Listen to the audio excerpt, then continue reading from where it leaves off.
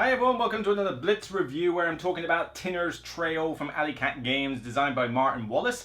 This is a remastered version from an older game, Tinner's Trail, which came out around 2008 time, I believe.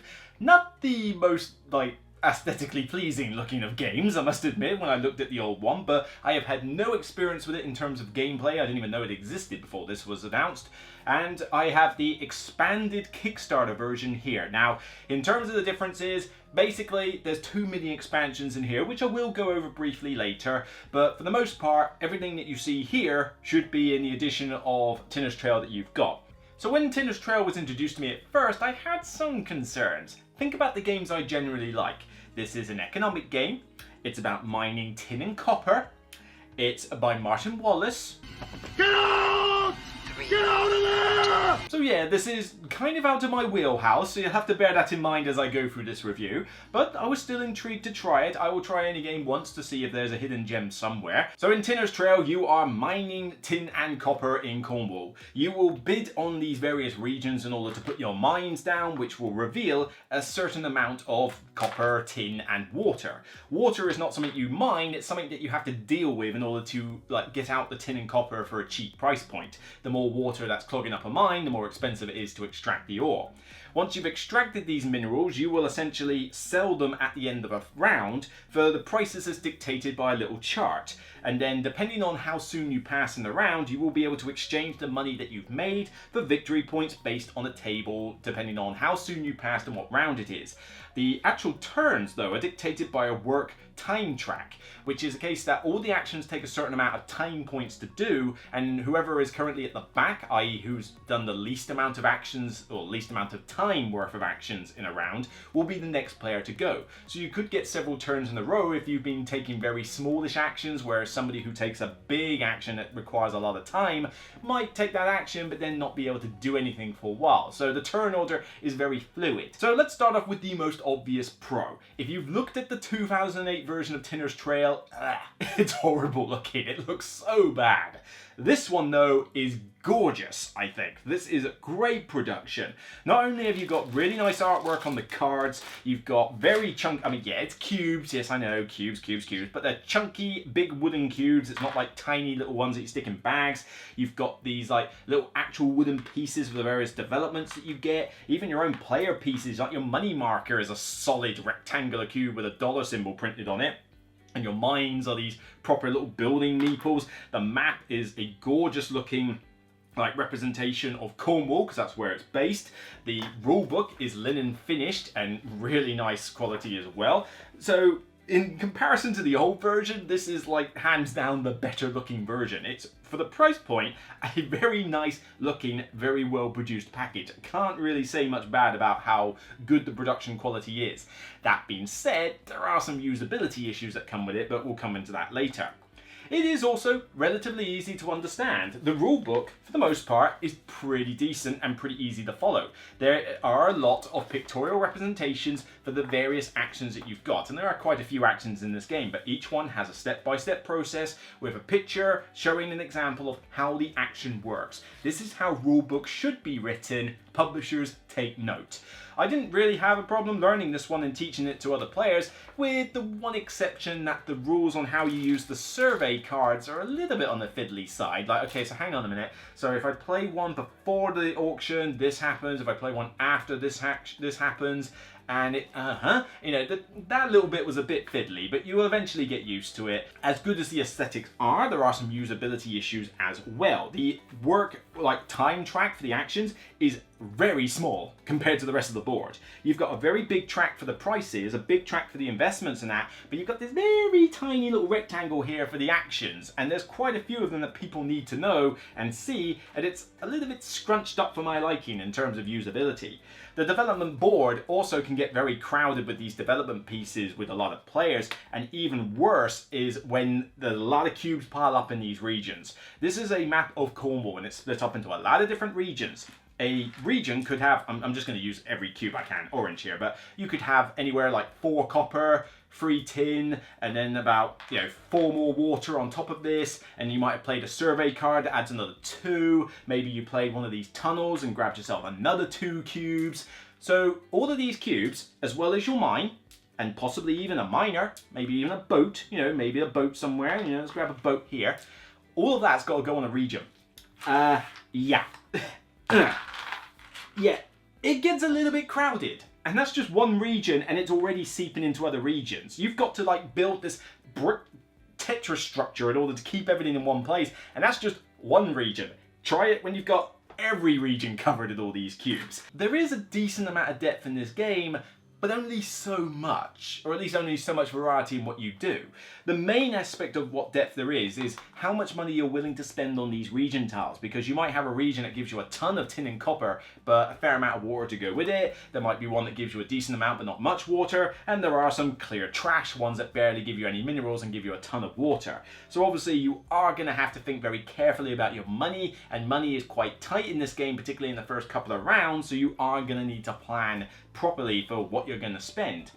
The rest of the game, though, depth-wise is not particularly high. You essentially have a fair amount of actions to do, but half the actions are just grab a development piece. And these are boats, trains, steam pumps, and little aided tunnels, however they work. And you basically just plop them on your region and they get rid of water and maybe add an extra cube. Okay, they're fairly generic things, it's just a case of what's available. And that's kind of more the tension part of this game, where there's only so many developments around, and so when you take a development, it's like, he's taken the only steam pump that there is, but I could maybe use that boat, but if I don't take it now, you're probably going to take it. I better get it. I'll grab it now and try and do something later. There is a decent amount of tension there. I like the way that the time track works. I like that fluidity in the turn order. The whole selling money for victory points is kind of a little bland, and it really does fluctuate a lot, this chart. If you do it in the first round compared to the fourth round, the points drop dramatically. So there is definitely an incentive to get this early rather than later. And herein lies a couple of problems I have with this. Firstly, you roll on this chart at the start of the round to dictate the price of tin and copper. The problem is that if it comes up decent amount early, then whoever does well in the first round is kind of set for the rest of the game if the dice don't go the way that another player wants to. Because there is a slight modifier that you can get if it's stupidly low or stupidly high, but for the most part it's a fairly even die roll. And you might have somebody who starts off fairly slow, doesn't sell a lot in the first round, and it's like, well, it's okay, I'll wait for the tin and copper to be really high later. And then it never happens because the die just happens to say, nah, I'm going to be low for the whole game. That kind of screws you over a bit, and it's not like you had a lot of control over how the prices work. How much copper and tin somebody sells has no effect on this. It's purely a die roll. Secondly, this is definitely one of those games where the rich get richer. You only have 4 rounds in this game, and if you start off well, you're going to be doing well for the rest of the game. It's not going to suddenly collapse for you, because once you've got that initial wad of cash and 2, maybe 3 mines that are lucrative in ore that you may not have even extracted all of, but it's like, oh, I got a lot of it, this is great, you're kind of set. You're not going to have a bad game for the rest of it. But if you start off really bad, you're not going to recover in time. You've already wasted the first round doing pretty bad. Your second round might not be great either. You've only got 2 rounds left. You're not going to catch up to somebody who's managed to buy 44 points worth of victory points in the first round when you were only barely able to make 10. That's a 30-point lead they have. You're not going to catch that up. And one of the biggest problems I have with this game, and granted, some people like this, I didn't. This is a very divisive rule in the game, and I don't know whether it was in the old Tinner's Trail, but it's certainly in this one. The auctions. When you go to a region, if it's a face-up one, you can just bid on the region. I can see it's good, I'll bid for it, and I can see kind of how much it's worth. That's fine, that's all great. The problem is when you go for a face-down region. Somebody can play the card and have a look at it in secret and go, okay, fair enough, and set their price. Now, you could just jump into a region and blind bid yourself. Not recommended. I really don't recommend doing that. That is very dangerous. What tends to happen is somebody will look at it in secret and then bid. The problem is that if they're bidding on a good tile and someone wins it, that player is in a good spot. But what can happen is you might find a rubbish tile and then you bid on it because the playing of the card gets you half the money in insurance if you lose the auction. But that's all well and good for whoever played the card.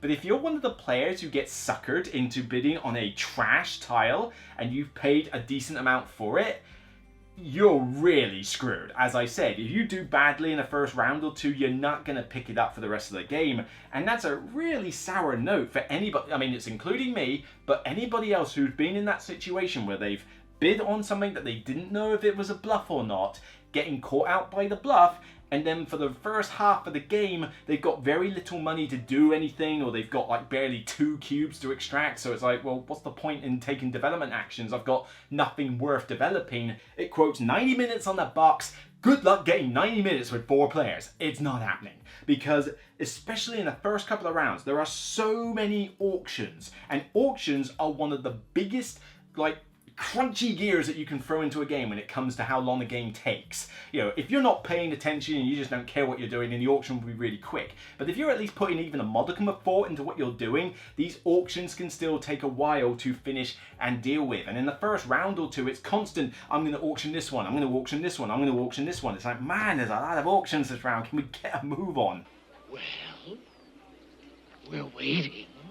90 minutes with 4 players just does not happen. You're talking a 2-hour game of this. And for something this light, because as I said, there's only so much depth in it, there's only so much variety of actions, I don't really want to play this for 2 hours. It feels like there's a fair amount of downtime, because you can't really plan much when it's not your turn. Now, you do have a solo mode for playing this game, and the solo mode is fine.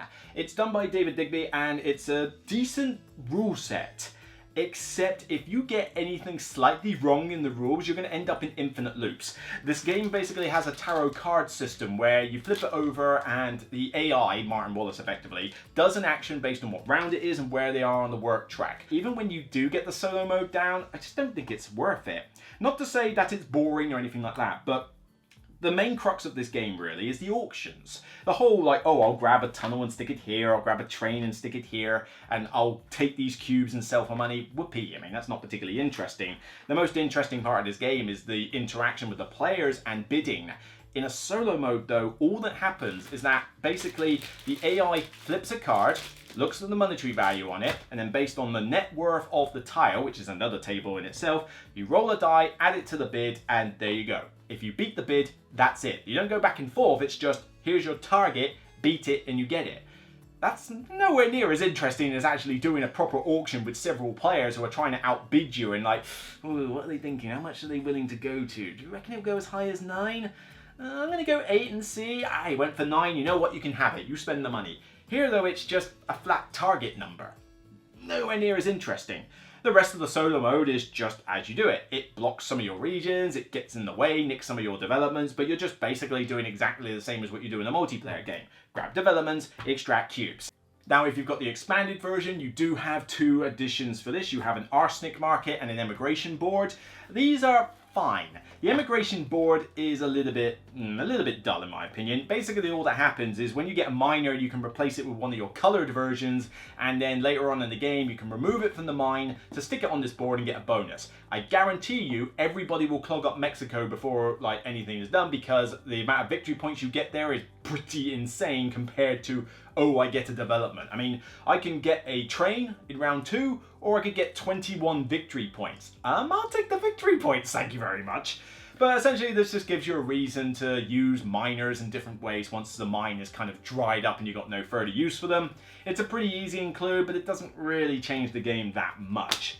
The Arsenic one is not bad though, actually. I mean, I could take or leave this one. I wouldn't teach it to new players, but what it essentially does is you can now get Arsenic cubes on the various regions, and what you can do is if you choose to process them, you can sell them in the different rounds for an instant monetary bonus. Normally you've got to wait till the end of the round. That instant bit of money can be very, very useful, but it costs you time permanently on the track. So the more Arsenic you produce, the less time you have for future rounds. The problem is, it basically exaggerates the whole downtime problem, especially if you're doing less than everybody else.